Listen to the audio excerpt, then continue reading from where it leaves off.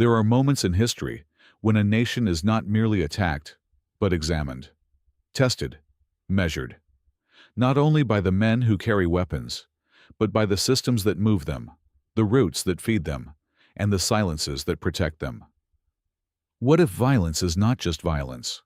What if a sequence of attacks is not chaos, but communication? And what if the real target is not only a military post, but the idea of state authority itself? That is the question hanging over Burkina Faso. And then came the sequence that forced the question into the open. 4 attacks, 4 towns, 4 days. If this story moves you, like, comment, and subscribe to Pan-Africa Spotlight, because stories like this do not only need audiences, they need witnesses. From a distance, many people look at the Sahel through the flat lens of headlines. Another attack, another casualty report, another map shaded in red. But distance can be deceptive. It makes patterns look like accidents. It makes design look like disorder. It makes a campaign feel like coincidence. This did not look like coincidence. First came the shock, then came the pattern, then came the question. According to the transcript we are analyzing, the sequence began on a Thursday in Balanga, in the east of the country, where a military detachment was reportedly attacked by militants said to be operating in large numbers. At least 10 soldiers and civilian volunteers were confirmed killed there. The detail that stands out is not only the death toll, painful as that is. It is the alleged boldness of the attack itself, including claims that the attackers remained in the area into the following day. If accurate, that matters. It suggests more than a hit-and-run raid. It suggests confidence. It suggests signaling. Then came Saturday, not 1 strike, but 2. One attack reportedly targeted a military base in the north, damaging part of the installation. The same day, another military position in Tangari, in the east, was also hit, with reports of further losses among officers. North and east. Same day. Different pressure points. A state forced to divide attention, resources, and response. Then came Sunday. Before the shock of the earlier attacks could settle, another detachment in the north was reportedly assaulted. 4 attacks, 4 towns, 4 days. Not random, not isolated, not accidental. Now, to be clear, the full casualty picture across all 4 locations was not yet confirmed in the transcript, and that uncertainty matters. A responsible documentary voice does not fill gaps with certainty it does not have. But uncertainty about totals does not erase the pattern, and it does not erase the reality experienced by families, communities, and units on the ground. In briefings, there are coordinates. In homes, there are names. That difference matters. The central question is not only how many were lost, but what message was being sent. Because when military detachments are struck in sequence across multiple locations, the immediate damage is only one layer of the event. The deeper layer is psychological and political. Such attacks test reaction time. They test communication lines. They test morale. They test whether the state can project authority beyond the capital when pressure arrives from more than one direction at once. This was not only an attack on positions, it was a test of rhythm. And that is where Ibrahim Traoré enters the story, not as a symbol to be praised or condemned in a single sentence, but as a leader whose political legitimacy has been tied, in large part, to the question of security since taking power in 2022. In moments like this, every sequence of violence becomes larger than the battlefield. It becomes a referendum on promises, a referendum on capacity, a referendum on whether the state can do what it says it will do. A promise can win power. Only results can keep trust. That does not mean every attack proves failure, nor does it mean every silence proves deceit. War, especially insurgent war, rarely offers neat measures.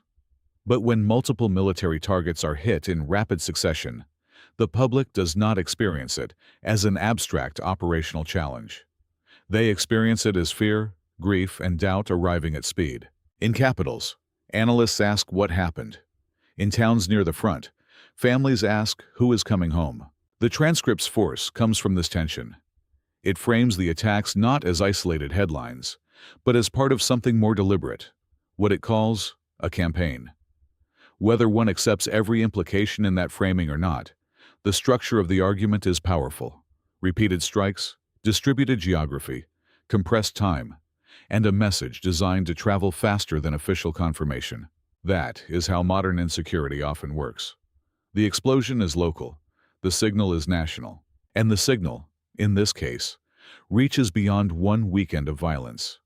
It reaches into a larger struggle over state authority in Burkina Faso, over who controls movement, who controls fear, and who controls the story told after blood has already been spilled.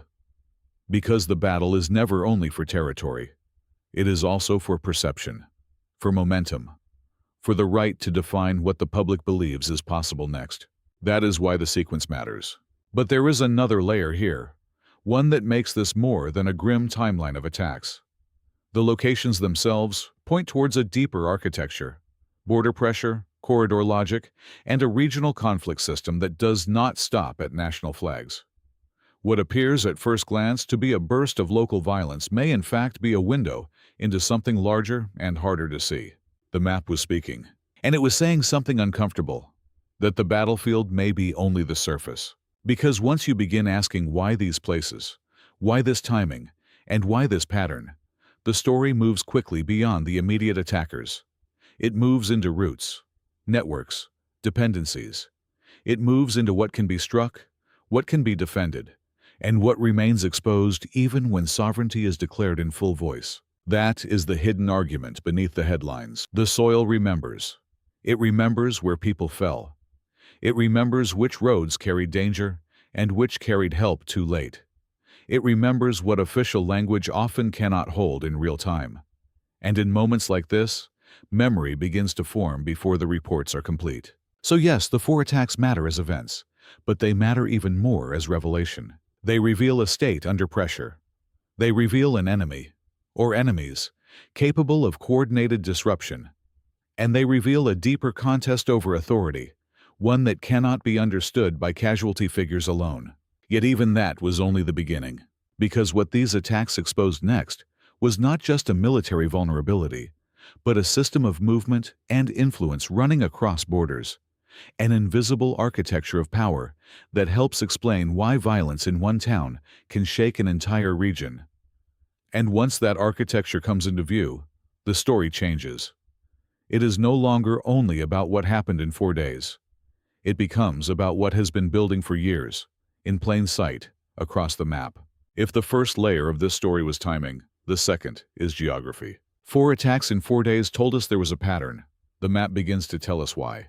What looks, in a headline, like separate incidents, can be something else entirely when you place the locations side by side. North, east, then north again. Not random points. Pressure points.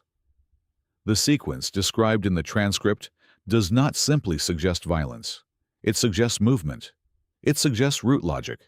It suggests that the attacks were not only about immediate tactical gain, but about demonstrating reach. And in a conflict like this, reach is a form of power. To understand that, we have to slow down and look at the borders around Burkina Faso, not as clean lines on a classroom map, but as lived terrain. The north connects into areas shaped by long-running insecurity in Mali. The east opens towards Niger. These are not just neighboring states in a diplomatic sense. They are part of a wider security landscape in which armed groups, smugglers, local survival economies, displaced civilians, and military operations all move through overlapping spaces. A line on a colonial map is neat. A life on that line is not. This is one of the hardest truths in the Sahel story. Borders may define sovereignty in law, but movement often defines reality on the ground. Men move, weapons move, information moves, money moves, fear moves fastest of all. And when violence can move across those channels more easily than state protection can, the state is forced into a reactive rhythm. That is how pressure travels. The transcript points to this regional dimension directly, arguing that the northern and eastern frontiers of Burkina Faso have long served as corridors through which armed groups move men, materiel, and resources. It references organizations linked to the Islamic State, as well as JNIM, the Al-Qaeda-affiliated network active across the region. Whether every local incident maps cleanly onto those broader structures in real time is a matter for investigators and security analysts. But the underlying point is hard to ignore. This is not a conflict sealed within one border. It is a regional war system with local graves. And that changes the meaning of the 4 attacks. They are no longer only attacks on detachments. They become signals sent through a wider theater. A strike in one zone creates uncertainty in another. A rumor in one town affects movement in the next. A damaged base can reverberate through supply lines, confidence, and community decisions far beyond its immediate perimeter. On paper, they are separate incidents. In practice, they can function as one message. The map was speaking, but geography alone does not fire weapons. There is always a second mechanism: networks. Networks of planning, networks of observation, networks of transport, networks of narrative. This is why insurgent violence in the region is so difficult to reduce to simple battlefield metaphors. It is not only about who controls a hill, a road, or a post on a given day. It is about who can sustain pressure over time, who can exploit weak seams, and who can turn each strike into a multiplier of fear. That is the invisible architecture beginning to come into view. And the transcript introduces a detail that makes this wider architecture impossible to dismiss as merely theoretical. The report that Ghanaian tomato traders, ordinary civilians traveling for commerce, were caught up in violence linked to these events. Pause on that for a moment. Not soldiers, not officials, traders. People moving goods, people feeding families, people crossing space because life, trade, and necessity continue even when governments issue warnings. When such people are drawn into the consequences of regional insecurity, the crisis changes shape. It is no longer simply an internal security matter. It becomes a cross-border civilian reality. A truck route becomes a risk corridor. A market journey becomes a geopolitical event. A family in Ghana waits for news because violence in Burkina Faso has spilled beyond its immediate frame. This is how wars spread without formal declarations. This is how fire travels before diplomacy catches up. This is how the ash falls on everyone nearby. And if that sounds dramatic, consider what it means politically.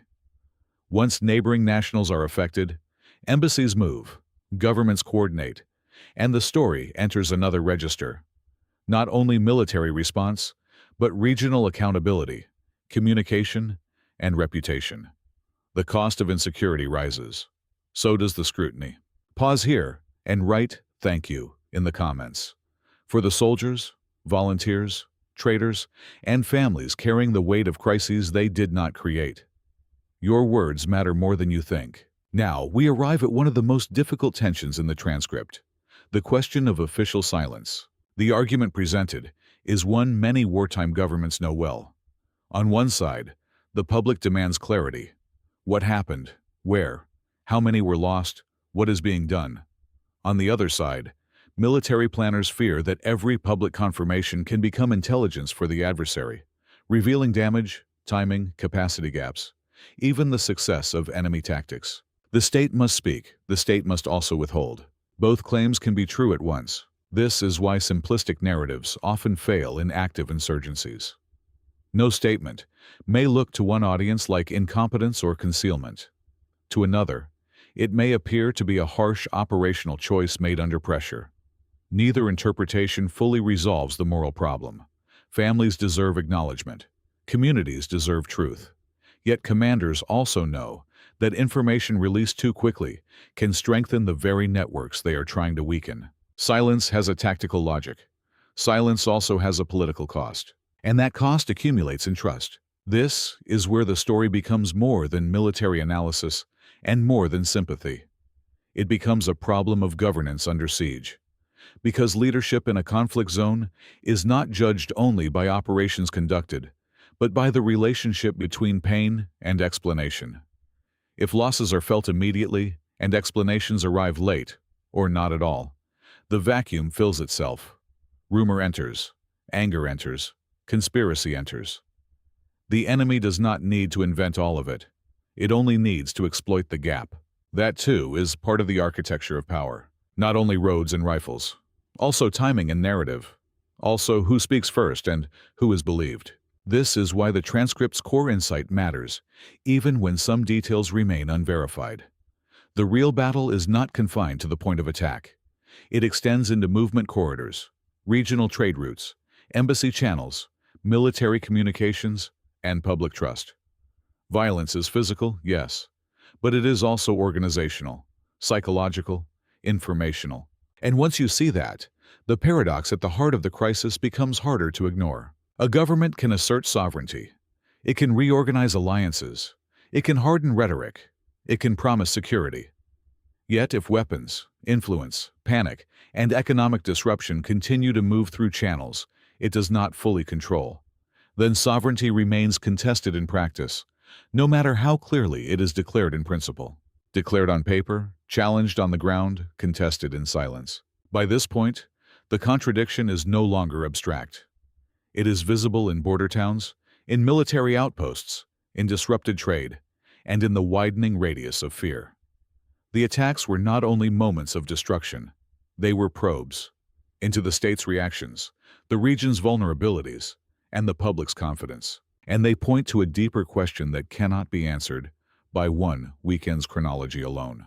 How can a nation reclaim authority when the roots of violence, money, and influence were built long before the latest attack, and often beyond the reach of any single government acting alone?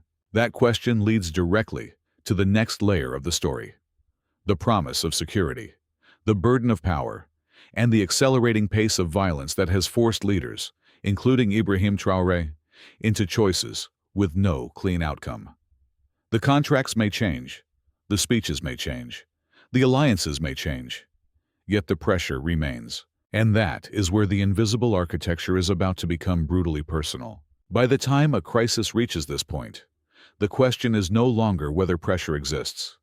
It is where that pressure lands, how long it can be absorbed, and who is forced to carry the political cost when the battlefield refuses to obey the timetable of a promise. This is where the story becomes brutally personal, because the invisible architecture we have been tracing, roots, networks, timing, silence, does not remain abstract for long. It arrives in casualty lists. It arrives in delayed convoys. It arrives in damaged outposts. And eventually, it arrives at the desk of leadership, where every decision is judged against a promise made in public. For Ibrahim Traoré, that promise has been inseparable from security since he took power in 2022. In the public imagination and in the political logic of wartime governance, security is not simply one policy among many. It is the axis around which legitimacy turns. Roads, schools, markets, agriculture, investment, none of them stabilize for long if armed violence continues to dictate movement and fear. Promise, pressure, proof. That is the sequence no leader in this position can escape. And yet this is exactly where public debate often becomes too simple. A speech is made. An attack follows. The verdict arrives instantly. Success, failure, control, collapse. But insurgent warfare, especially in a landscape shaped by vast terrain, fragile logistics, and porous frontiers, does not move in neat political language. It moves in asymmetries. It moves kilometer by kilometer, day by day, loss by loss. An army may hold one zone and lose initiative in another. A convoy may secure a route one week and face new threats the next. A detachment may be reinforced, only for attackers to shift tactics, timing, or location.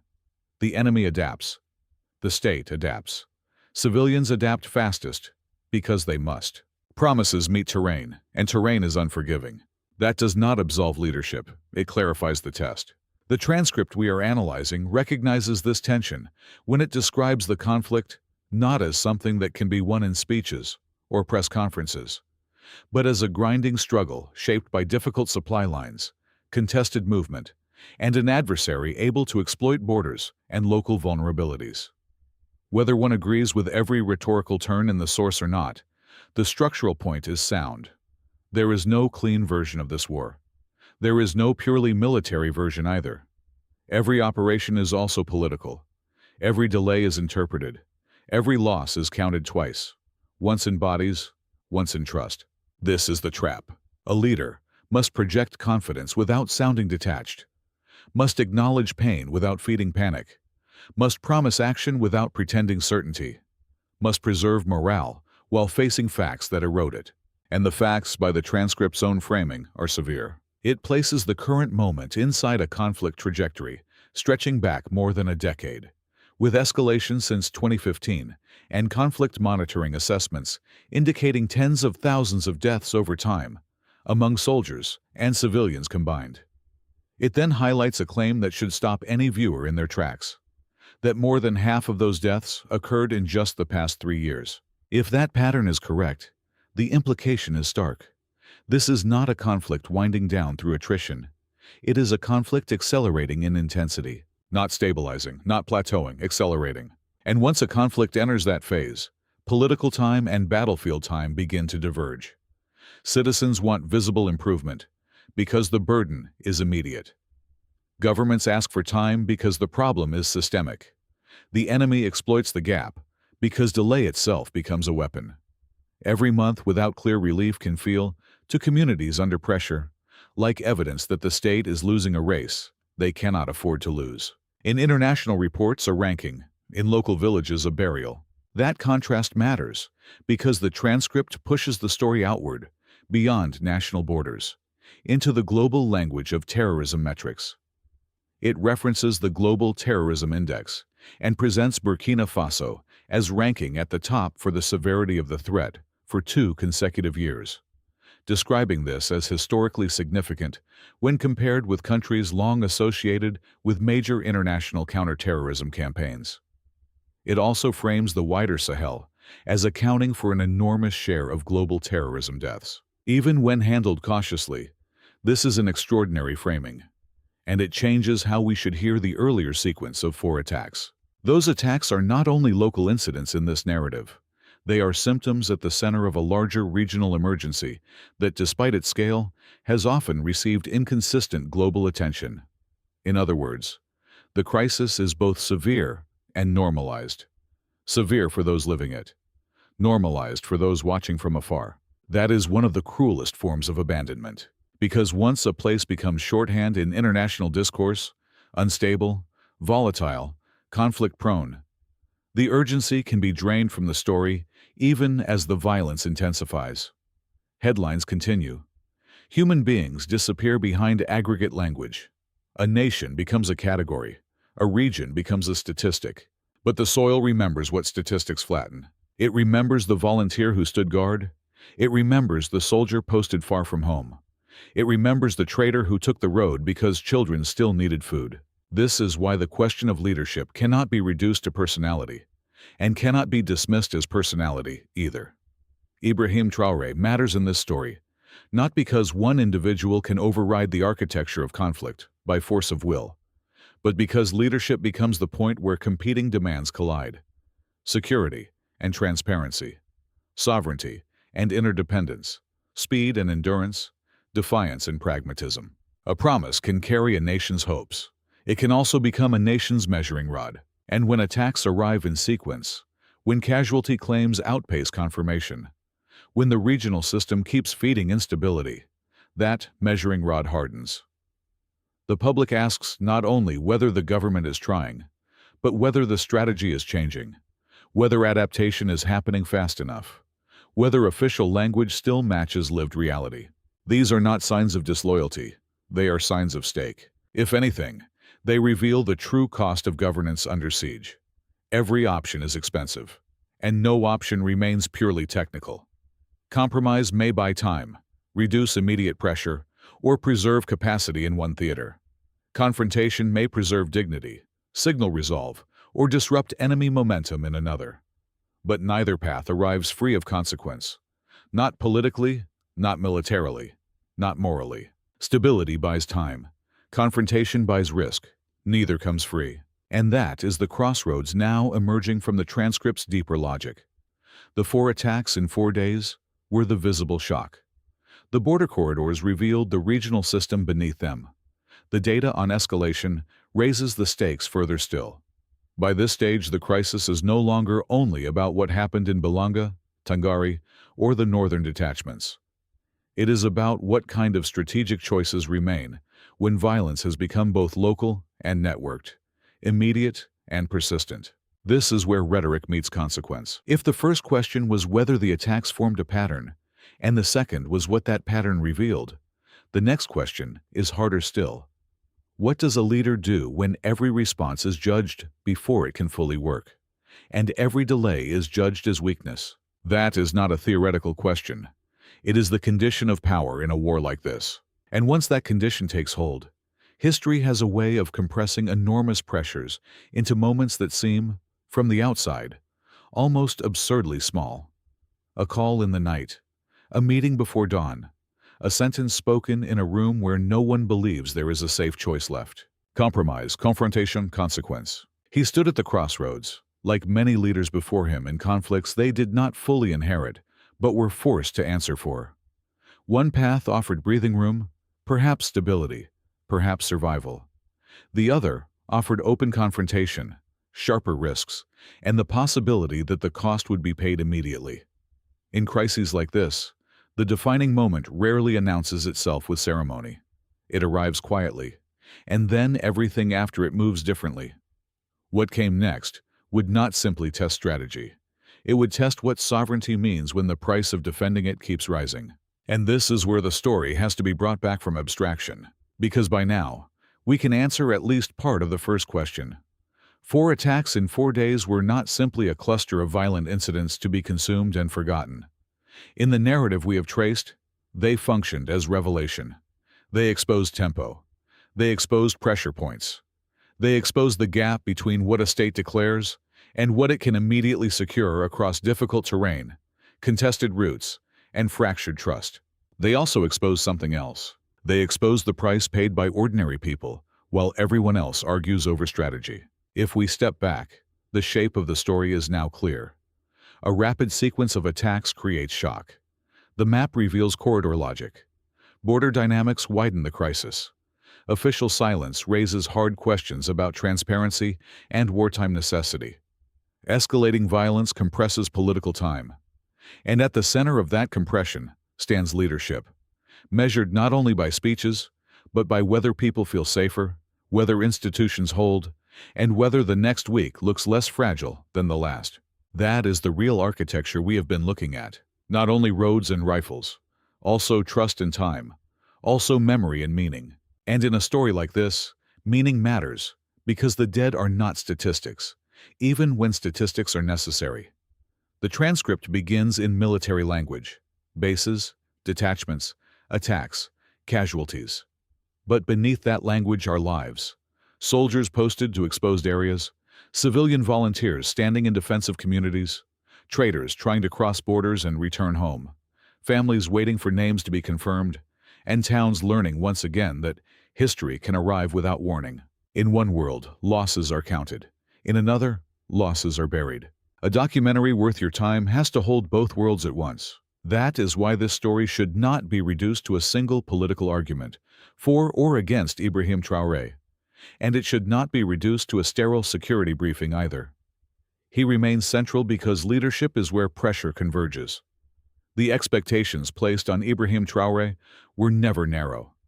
In the eyes of many supporters, he represented a break with drift, a refusal of managed decline, a promise that Burkina Faso would speak and act with greater sovereignty. In the eyes of critics, those same promises became a standard against which every setback would be judged. Both realities now coexist in the same frame. That is what wartime legitimacy looks like. It is never still. And if this story tells us anything, it is that sovereignty is not only declared in speeches, flags, and formal alliances. It is tested in supply lines. It is tested in border towns. It is tested in whether the state can protect movement, sustain trust, and answer violence without allowing fear to define the future. That does not make sovereignty meaningless. It makes it harder, more expensive, more real. Declared in principle, contested in practice, measured in endurance. The transcript's deeper power lies in forcing us to sit with that discomfort. It does not offer a clean ending because there is no clean ending available. The attacks are not resolved by being described. The grief is not honored merely by being named. The regional architecture of insecurity does not disappear because one government, one commander, or one speech demands that it should. If anything, the lesson is the opposite. Systems built over years do not yield in a weekend, even when a weekend reveals them. But grief alone is not the ending. There is another question here, and it matters just as much for a channel like this one. What does it mean to witness a story properly? Not as spectacle, not as distant outrage, not as algorithmic noise for one news cycle, and then silence. To witness properly is to keep the human center in view while tracing the structures around it, to refuse both simplification and numbness. To understand that when people in the Sahel speak about insecurity, they are not talking about an abstract trend line. They are talking about roads they can no longer take, schools that do not reopen, markets that empty, and nights that no longer feel ordinary. Tell us where you're watching from in the comments. Pan-Africa Spotlight sends you strength and light, because that, too, is part of the work. Building a public memory that does not depend entirely on whether global headlines happen to look in this direction this week. Memory is not a substitute for policy. It is not a substitute for protection, but it is a defense against erasure. And erasure is one of the oldest companions of extraction and conflict alike. To be analyzed is not the same as to be heard. To be counted is not the same as to be seen. This is why the phrase, "the soil remembers," matters so much in the frame we have built. It is not sentiment. It is method. The soil remembers because communities remember. Communities remember because the consequences are lived, not archived. They remember who stood watch. They remember who fled. They remember who buried the dead before dawn. They remember which promises raised hope and which delays hardened fear. They remember, too, that history in places like Burkina Faso is too often narrated from elsewhere, in vocabularies built for extraction, intervention, or distance. And yet the future is not written only by those vocabularies. What should we watch next, then? Not as prophecy, but as signs. Watch whether attacks continue to cluster in ways that test state tempo rather than only territory. Watch whether communication between authorities and communities narrows or widens the trust gap. Watch whether regional coordination strengthens when civilians and trade routes are affected across borders. Watch whether the public language around security becomes more precise, more credible, and more accountable under pressure. And watch, above all, whether ordinary people in exposed areas feel any practical change in movement, safety, and daily life. That is where the truth of strategy eventually appears. Not in declarations alone, in lived outcomes. This is also where Ibrahim Traoré returns to the center of the frame in a deeper sense. Not as the sole author of the crisis, and not as someone standing outside it, but as a leader whose political meaning will be shaped by whether sovereignty can be made tangible under conditions designed to dissolve it. That is a harder standard than rhetoric. It is also the only one that lasts. Subscribe, not for us, but for the next chapter refusing to be silenced. Walk this road with us. And now, we come back to the beginning, to the question hidden beneath the sequence of 4 attacks in 4 days. What was really being tested? Yes, military positions were tested. Response times were tested. Communication systems were tested. But so was something deeper.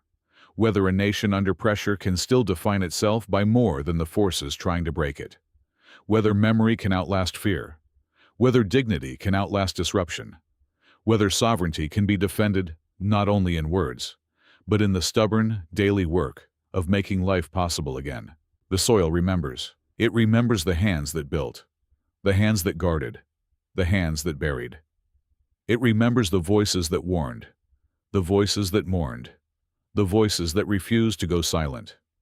It remembers how violence travels, but also how courage travels, how solidarity travels, and how truth, even delayed, can travel further than fear when people insist on bearing witness. In Burkina Faso, that answer is not settled.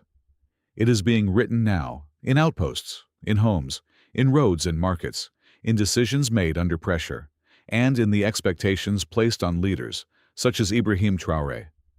The question, then, is no longer whether this story matters. It does. The question is what we do with its meaning.